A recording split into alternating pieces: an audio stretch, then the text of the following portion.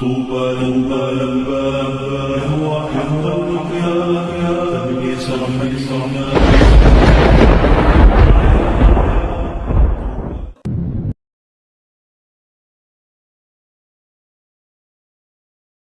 In Surah Ad-Dukhan, right after Pharaoh and his people are destroyed, the Quran says something that sounds strange at first.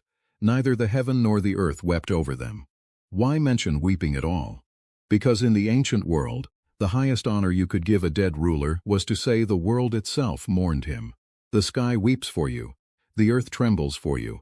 The Egyptians used that exact language over their kings, the ones they treated as gods. It was the language of ultimate reverence reserved for the divine and the great. So when the Quran reaches the end of Pharaoh, the man who stood before Egypt and said, "I am your Lord, the Most High," it takes that same image and turns it against him. The heaven did not weep. The earth did not weep. The world that was supposed to mourn a god-king stayed completely silent. Think about what that means.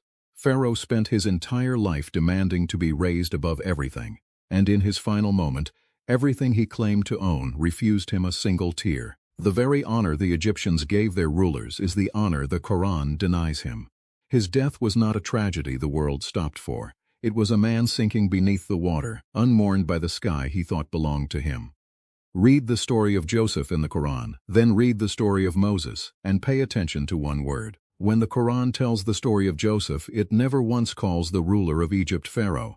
It calls him the king.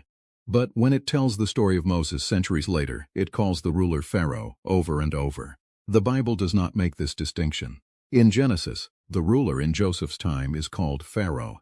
The ruler in Abraham's time, even earlier, is also called Pharaoh, one title for every era. Here is why the Quran's choice is worth noticing. The word we translate as Pharaoh comes from an Egyptian phrase meaning the great house. Originally, it referred to the palace itself, not the person.